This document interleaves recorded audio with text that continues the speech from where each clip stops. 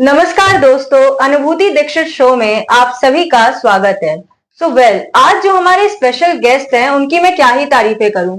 आपको पता है ना, हमारा जो इंडिया का कल्चर है वो कितना रिच है, और सर ने ऐसे ही इंडिया के कल्चर के आयुर्वेद में महारत हासिल की है। तो स्वागत है डॉक्टर एस.के. वैद्य का। एंड सर, मैं ये जानना चाहती हूँ कि आयुर्वेदा, जो कि हमारे एंशिएंट इंडियन सिविलाइजेशन का एक बहुत ही बड़ा प्रतीक भी है, एक बच्चे ने ये कब डिसाइड किया कि अब उसको आयुर्वेद की फील्ड में कदम रखना है? पहले तो अनुभूति जी, ये अनुभूत कराने के लिए आपका बहुत बहुत धन्यवाद। देखिए, जहां तक आयुर्वेद का सवाल है, आपने बताया, ये आयु का वेद है। आयुर्वेद 2 शब्दों से बना है, आयु और वेद। और आयु कैसी आयु? तो इसमें एक सूत्र में कहा गया, हित आयु, अहित आयु, सुख आयु, दुख आयु के बारे में जिस शास्त्र में पढ़ाया जाता हो, जिस लाइफ के बारे में पढ़ाया जाता हो, happy life, unhappy life, good life, bad life, इस स्टडी को ही आयुर्वेद कहते हैं। और ये 5000 वर्ष पुराना है। और आपके इस इंपॉर्टेंट और इंटरेस्टिंग पॉडकास्ट के थ्रू ये बता दूं कि 5000 वर्ष पुराना है, और अथर्ववेद का उपवेद है आयुर्वेद। ओके, ठीक है। और अब फिर एक छोटे बच्चे ने आयुर्वेद में, जी जैसा आप जानती हैं कि पढ़ाई हुई, हम लोग जैसे जैसे आगे बढ़े, पहला चीज होता है डॉक्टर और इंजीनियर। और डॉक्टर में भी एलोपैथिक वाला डॉक्टर। हम लोग का एक्सीडेंटली आना हुआ। अच्छा। सीपीएमटी में, उस समय सीपीएमटी होता था 88 बैच का। अच्छा। और उत्तर प्रदेश में बहुत टफ कंपटीशन, मेडिकल कॉलेजेस होते थे, कुछ ही ऑन फिंगर टिप्स आयुर्वेदिक थे। हम आयुर्वेद के बारे में मैं जानता भी नहीं था 12th में, जबकि मैं बहुत अच्छा स्टूडेंट था। सीपीएमटी में एक सवाल गलत हो जाता था तो हम इधर आ गए। तो और कई सरकार की पॉलिसीज होती हैं जी। उसी दौरान ना चाहते हुए आयुर्वेद में चूरन चटनी मैं चाहता नहीं था। अच्छा। हमें ये क्या है चूरन चटनी और क्या है, मतलब आपको पहले ऐसा लगता था? हाँ, आयुर्वेद में प्रथम वर्ष भी गए, क्योंकि सरकार की अनदेखी भी रहती थी। और जिसे कहा जाए ना कि जब मेडिकल का कॉलेज जो सोच के हम लोग सोचते थे कि आला होगा, स्टेथोस्कोप होगा, हाँ। हम लोग व्हाइट कोट पहन के टहलेंगे, ये नशा दूर हो गया। ये आयुर्वेद में उस समय अभी शुरुआती चलन था जी। तो ये तो रही कि एक्सीडेंटली ही हम इसमें आए। अच्छा। अब आगे जो आपके प्रश्न होंगे हम बताएंगे। और यहीं से आने के बाद ही ऊर्जा मिली और समझ में आया ये तो कुछ अलग है, बड़ा इंटरेस्टिंग है। ये मैं बात आपको 3 डिकेड पहले की बता रहा हूँ। अब सिनेरियो बदल चुका है। सर, आपने सही कहा। तो आपकी एक्सीडेंटली एंट्री हुई, बट जब आप घुसे तो ऑब्वियसली आपने इस फील्ड के बारे में और डिटेल जाना होगा। और एक कॉमन मैन के कुछ मिसकंसेप्शंस रहते हैं आयुर्वेदा को लेके, एंड इस तरह की जो टेक्निक्स हैं इसको लेके। तो आप तो अभी आपकी क्लिनिक जगोत्तम, जो हमारी पंचकर्म क्लिनिक है, इसके माध्यम से आप लोगों को हील भी कर रहे हैं। तो कहीं ना कहीं आपने इसको सेटअप किया, तो आपका एक अरसा हो गया आयुर्वेद में बिताए हुए। तो सर, अब आपकी थॉट प्रोसेस चेंज हो गई है, तो आप क्या ये बताना चाहते हो वो कॉमन मिसकंसेप्शंस क्या है जो आपने भी फेस किया और एक कॉमन इंसान फेस करता है? सबसे पहले इसको साइंस नहीं समझा जाता था जी। जैसे एक शास्त्र है ना, जैसे क्या कहूँ, रिलीजन है। इसको रिलीजन की तरह समझा जाता था। इसमें R&D, रिसर्च एंड डेवलपमेंट कम था जी। जैसे किसी भी ज्ञान को अगर किताब के अंदर रखेंगे, चाहे गीता हो, चाहे रामायण हो जी, चाहे वेद हो, तो वो एक धर्म ग्रंथ लगेगा। इसको धर्म ग्रंथ बना के इस पे वर्क किया जाता था। लेकिन मैं लकी हूं, मैं उस एरा में आया, अचानक इसको किताबों से निकाल के बाहर लाया गया। जब किताबों से लेके बाहर लाया गया तो इमोशनल बेस आयुर्वेदा नहीं रहा, एविडेंस बेस्ड आयुर्वेदा रहा। और ये भाग्यशाली है कि हम लोगों ने वो दौर देखा है, और ये दौर देख रहे हैं कि 94% बीमारियां सिर्फ जीवन शैली की रिलेटेड है। और यहाँ एक बात और इम्पोर्टेंट बताना चाहूंगा, जो आयुर्वेद के फर्स्ट ईयर में हम लोगों को, आप सोचिए एक बच्चा जाता है कॉन्वेंट से पढ़ा हुआ, उसको मन, आत्मा, बुद्धि, परमात्मा पढ़ाया जाए तो लगता है ये कौन सी चीज है, लेकिन ये रियल फिजिक्स है। आपको बताऊं कि जब होता था स्थूल शरीर एक होता है, एक सूक्ष्म शरीर होता है। जी। स्थूल शरीर, क्योंकि शब्दावली कुछ हमारे संस्कृत से मिली थी और हम उससे रेजोनेट करते नहीं थे, लगता कहां फंस गया के। लेकिन जब उसको समझने की कोशिश की तो लगा वाह क्या फैंटास्टिक साइंस है। स्थूल शरीर मतलब आपका फिजिकल ऑरा, और सूक्ष्म मतलब मेंटल ऑरा, जो बुद्धि, आत्मा, मन, उसकी बात करती। स्थूल मतलब पंचमहाभूत, जल, अग्नि, वायु, आकाश, पृथ्वी, जिससे शरीर बना है, हार्ट, लंग्स, ये आयुर्वेद के पास वो चीजें थी जो साइंस ने भी प्रूव किया।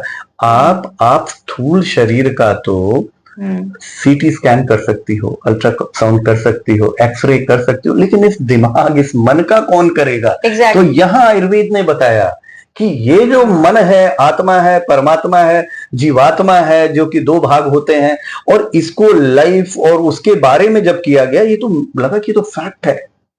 तो आजकल आप देख रहे हो इस समय मानसिक डॉक्टरों की बाढ़ आ गई है। एग्जैक्टली सर, यही मैं आपसे जानना चाहूंगी कि एक स्ट्रेस जो है, एक आजकल की रैट रेस ऑफ लाइफ में बढ़ता जा रहा है, और हर इंसान, चाहे वो इंडियन सिविलाइजेशन हो चाहे वेस्टर्न की भी बात करें, तो लोग कहीं ना कहीं स्ट्रेस के लिए टेक्निक्स ढूंढी जाती हैं, चीजें ढूंढी जाती है, बट कहीं ना कहीं आयुर्वेदा में उसके जवाब पहले से हैं। तो आपका इस बारे में क्या राय है, और आयुर्वेदा किस तरह स्ट्रेस मैनेजमेंट में हील कर सकता है? देखिए, ये एक हीलिंग साइंस नहीं कहा जाए इसको जी। लोगों ने बड़ा हल्का समझ लिया है। It is a complete science of life, complete science. पूरा WHO मान रहा है, क्योंकि मैं पहले उसका उत्तर दूं उससे पहले बताऊं, स्वास्थ्य की परिभाषा जो बताई गई है कि जो मानसिक, शारीरिक, आध्यात्मिक और पारिस्थितिकी रूप से बैलेंस हो, मेंटल, फिजिकल, स्पिरिचुअल और इन्वायरमेंटल रूप से जो बैलेंस हो, वही स्वास्थ्य है, वही हेल्थ है। लेकिन सूक्ष्म और स्थूल शरीर के बीच में इस समय बहुत बड़ा टजल चल रहा है। अगर आप मानसिक रूप से बीमार हैं तो शारीरिक बीमारी हो ही जाएगी। हाँ। मन अगर अच्छा नहीं है, मन क्योंकि चंचल है, अणु है, रुकता नहीं है, विचरण करता रहता है, तो वो विचार ऐसे होंगे। पहली चीज। तो मन के बारे में आयुर्वेद में महर्षि चरक ने इस के बारे में बताया, जो स्ट्रेस कहती हैं, इसके बारे में कहा है कि साहसम सदा वर्जते, अति साहसी नहीं होना चाहिए। अति साहसी व्यक्ति क्या करता है? शॉर्ट टर्म गोल अपने निर्धारित करता है, बिना फोकस के, इंद्रियों के विभ्रंश में, एक टाइम में कई काम करना, या उसको लगता है अब तो इतना ही बाकी है, इसी में पूरा खेल जाना, क्योंकि पढ़ाई भी आजकल समझा भी रहे हैं वही चीजें, टाइम कम है, कर डालो जो कुछ करना है। तो आयुर्वेद इसको नहीं कहता है। आयुर्वेद कहता है आप अपने आप को जानो, अपनी प्रकृति को जानो, आप हो क्या। आप मतलब प्रकृति मतलब हमारा शरीर जैसे पंचमहाभूत से बना है, इन अग्नि से 7 तरह की प्रकृति के बारे में बात किया गया है। वो बड़ा डिटेल स्टडी है, लेकिन प्रकृति बायो आइडेंटिटी को कहते हैं, जेनेटिक्स को कहते हैं, आयुर्वेद की जेनेटिक्स है। इसके हिसाब से आदमी को कार्य करना चाहिए। जैसे आदमी पतला दुबला है और सांवला है, वो बहुत विचरण करेगा, चलेगा, वो उसको न्यूरो टाइप की चीजें होंगी, तो उसको शांत चीजें की जगह बिठाएंगे तो बैलेंस होगा। उसको और दे देंगे उछल कूद वाला तो बेकार हो जाएगा।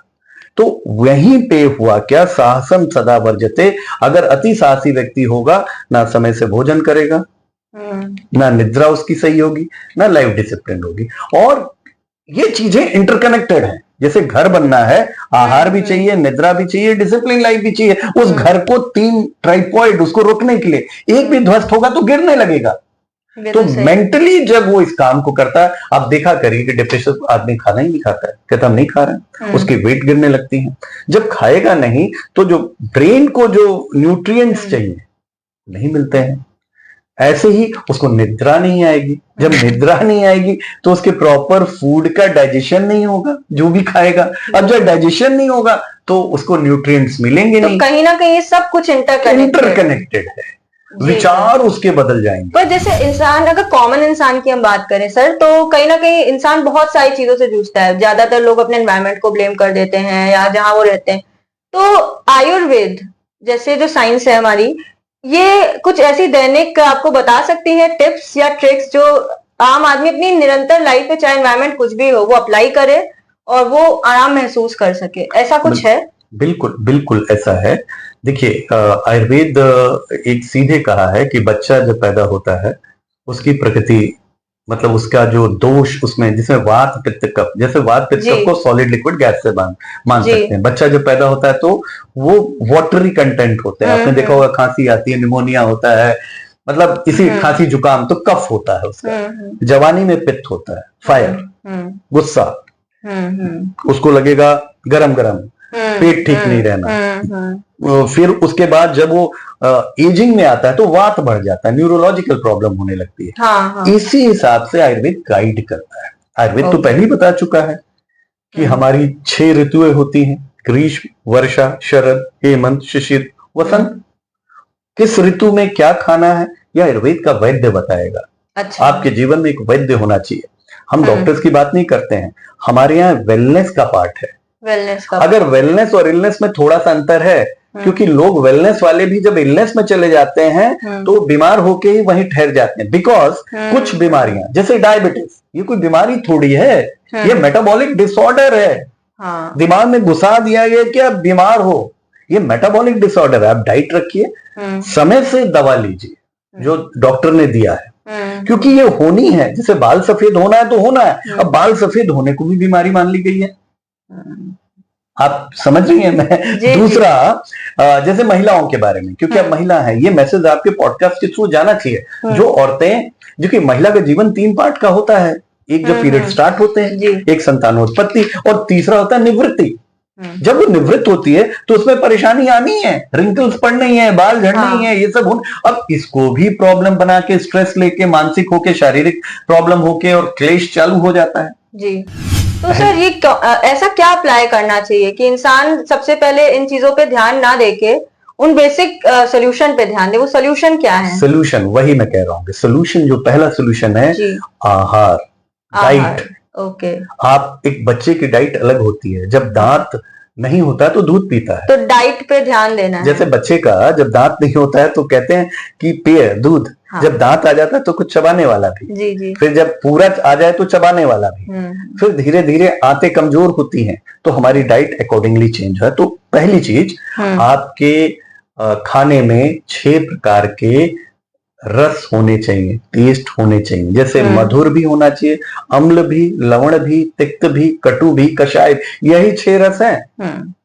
अब आप पूछ रहे ना क्या ये 6 रस हैं, इनको सिवा छोड़ के पहले विटामिन और ये सब नहीं होता था। जैसे आप देखिए, ये 6 रस हर घर में होने चाहिए।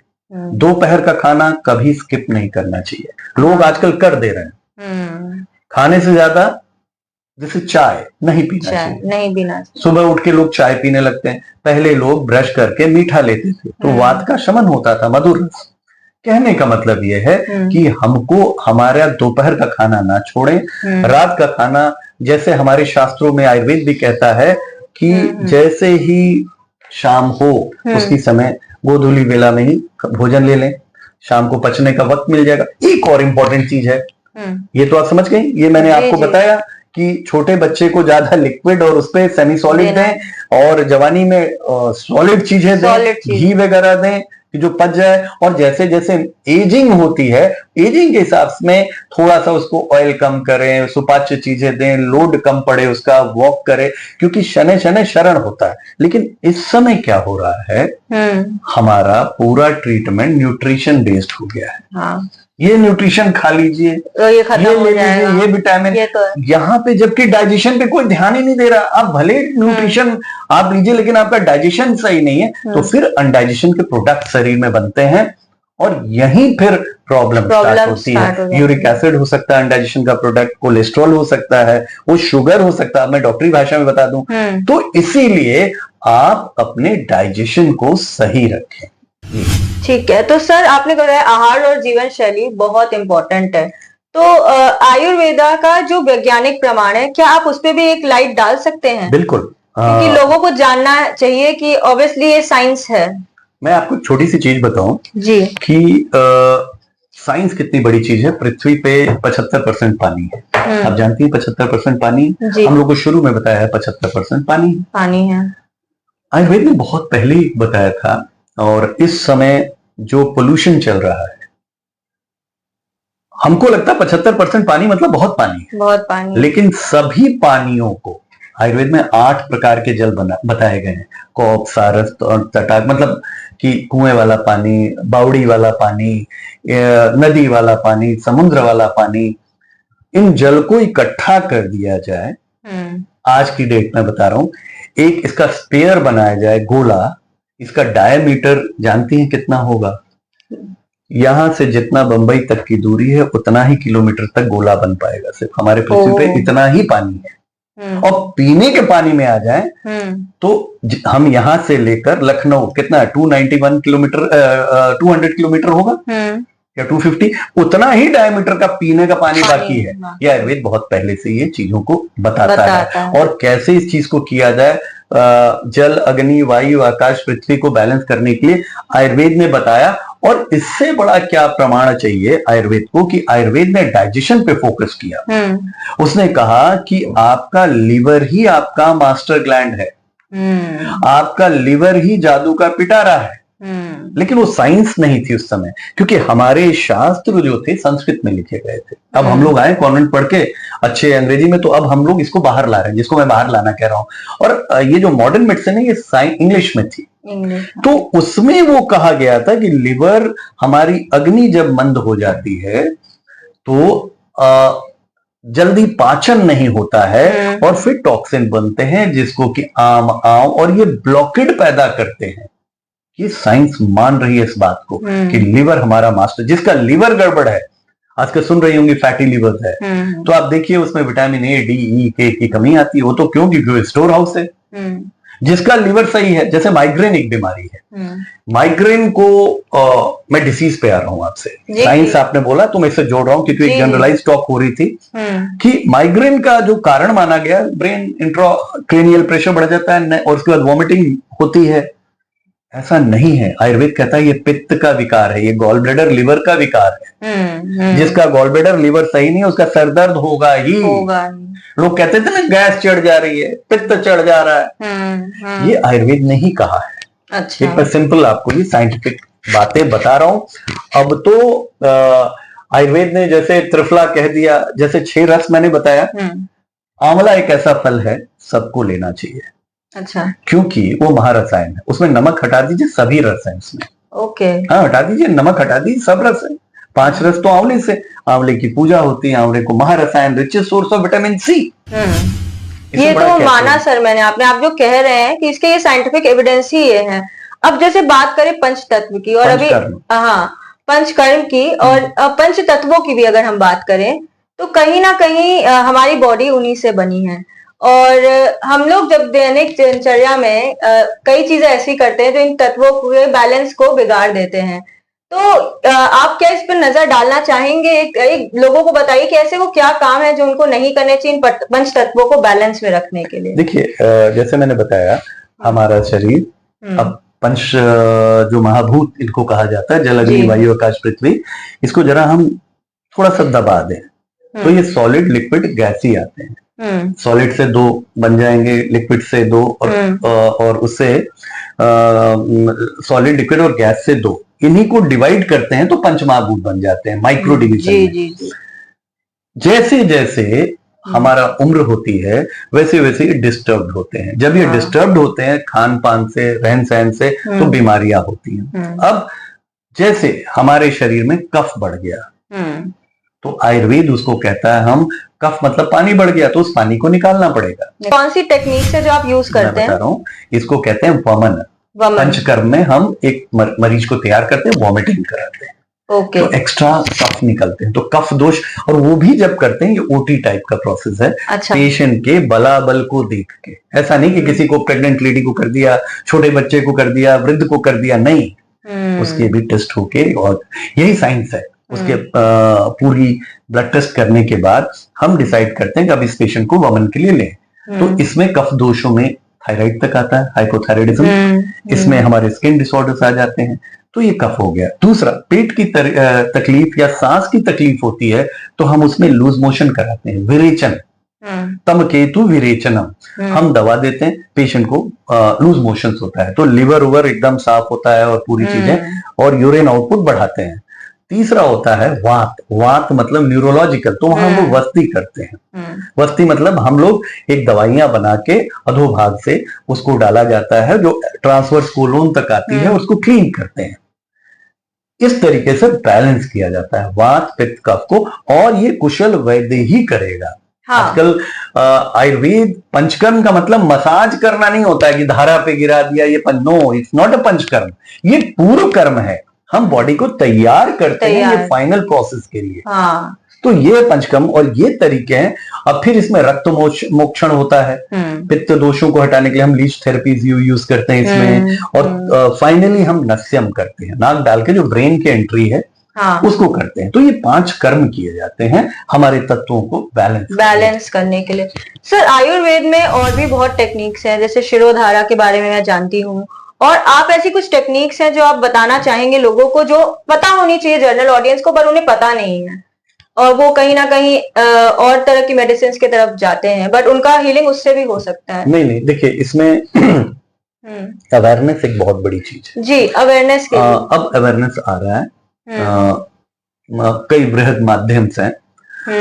इसमें लोग भी जान रहे हैं। जैसे मैंने आयुर्वेद के बारे में आपने इतना ही समय दिया, अपने इंपॉर्टेंट पॉडकास्ट में समय दिया कि हमने कुछ चीजों को बताया। लोगों को जानकारी होनी चाहिए कि ये एक लाइफस्टाइल है। लाइफस्टाइल ओरिएंटेड डिसऑर्डर इस समय 96% है, बीमारियां सिर्फ 4% है। अगर हम अपनी जीवन शैली को करेंगे, जैसे हम कमरे में पहले, हम एक एग्जांपल देता हूं कि सबसे ज्यादा स्वस्थ कब थे हम लोग, जब हम जंगलों में रहते थे, एक पेड़ से दूसरे पेड़ पे घूमते थे, और हम शतायु हुआ करते थे। और मौत के कारण 2 ही होते थे, या तो जानवर काट लेता था प्रेडेशन, या नेचुरल डेथ। बीमारी कब हुई, जब हम कम्युनिटी में रहने लगे। तो वहां एक वो आया ना सूक्ष्म वाला, ये आयुर्वेद ही ठीक कर सकता है, ये आप ही ठीक कर सकते हैं। इसलिए आप देखिए ना, मेडिटेशन के कई खुल गए, योग के खुल गए, लेकिन वहां भी लोगों को देखना पड़ेगा। ये आयुर्वेद के छोटे से पार्ट्स हैं, ये निसर्ग उपचार। तो आयु को दुरुस्त, हैप्पी अनहैप्पी, गुड और बैड लाइफ, हिता हितम सुखम दुखम मानम च तच यत्रोक्त आयुर्वेद च उच्यते, जैसे हितायु अहितायु दुखायु सुखायु के बारे में हम बात कर रहे थे, ये वही चीजें हैं। अब वहां पे लोगों को समझना पड़ेगा कि हमको ईर्ष्या हमारे हाथ में है, नहीं करना। जैसे 13 प्रकार के अधारणीय वेग है, एग्जाम्पल दे रहा हूं। मीटिंग में लोग बैठे रहते हैं, यूरिन पास करना नहीं जाते हैं, खांसी आती है, रोक दे रहे हैं बच्चों को भी। तो यूरिन जब रोकेंगे तो किडनी की प्रॉब्लम होगी, स्टोन बनेंगे ही। खांसी रोकेंगे तो वो रुकेगा ही। आंखों के आंसू रोक लेंगे तो और डिप्रेशन में जाएंगे ही, आंसू भी निकल जाए। स्वेटिंग रोकेंगे ही। मतलब आप समझिए 13 प्रकार के अधारणीय वेग है, या आयुर्वेद नहीं कहा और कहीं नहीं मालूम है। अगर इसको धारण करेंगे तो बीमार होंगे। तीसरी चीज इसमें है काम क्रोध भय मोह, इसी को कंट्रोल करना है। जो नहीं हो रहा वो अपने हाथ में, कोई डॉक्टर क्या करेगा, इसके लिए टैबलेट देगा, वो वैद्य बताएगा। और आयुर्वेद के पास जब आएगा, जब ये पंचकर्म के अंदर वो एंट्री करेगा, ये सब चीजें उसको मिलेगी। तो आजकल आपने देखा है कि बहुत सारे आजकल डॉक्टर्स आते हैं कि हम आपकी काउंसलिंग करेंगे। क्या आयुर्वेद से बढ़िया काउंसलर कोई हो सकता है, अच्छा वैद्य से? हर आदमी दवाई नहीं चाहता है, हर आदमी चाहता है कि दवाइयों से मुक्ति मिले। लेकिन हम जितना घुसते जाते हैं उतना बढ़ते जाते हैं। कहती तो है इलनेस कि एक बार छू के तो देखो। हर आदमी यहाँ वेलनेस से परेशान है, इलनेस से नहीं परेशान है।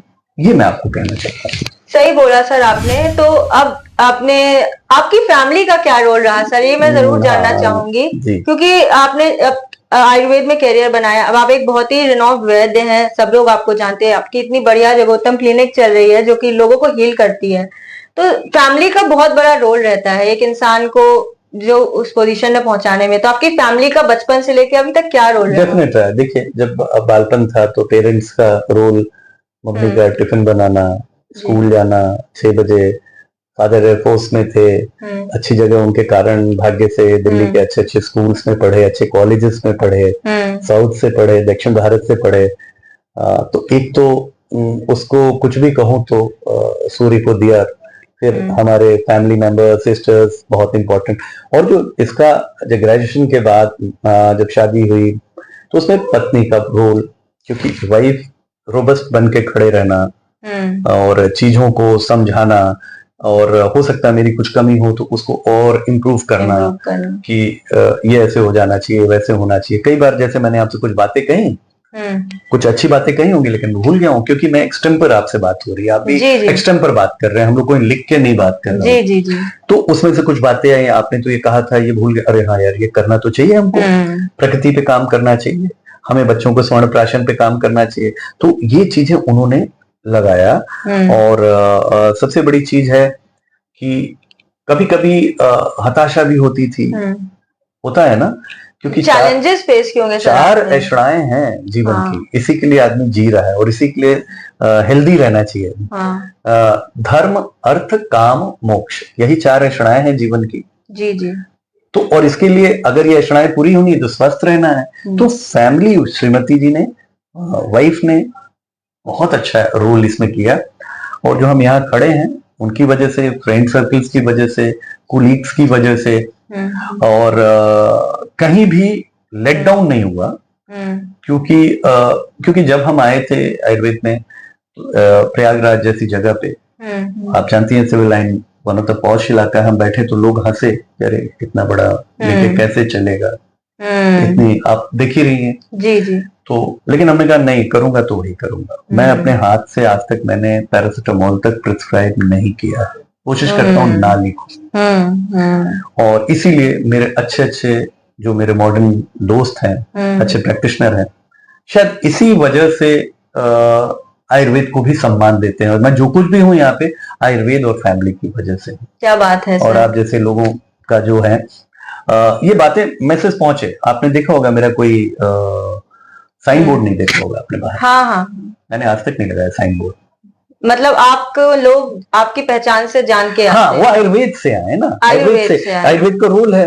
आयुर्वेद में एक बड़ा दुर्भाग्य ये भी है कि आप देखेंगे कि लोग आते हैं फिर कहते हैं कहीं अंग्रेजी दवा तो नहीं मिली है, या तो कुछ आयुर्वेद वैद्य प्रैक्टिस करते हैं, उसमें कुछ ऐसी चीजें मिला देते हैं जो नकारात्मक आयुर्वेद को जाता है। अरे आप सिंपल काउंसलिंग करिए पेशेंट की मानसिक रूप से, तो शारीरिक रिस्पांस तो उसके स्टार्ट हो जाएगा। जैसे अभी आप आई थी, पेशेंट बैठी थी, रोमेटाइड आर्थराइटिस से पीड़ित थी इतने दिनों से, आज ज्वर था, मैंने कहा पैरासिटामोल ले लीजिएगा, मैं लिखा नहीं, मैंने कहा ले लीजिएगा।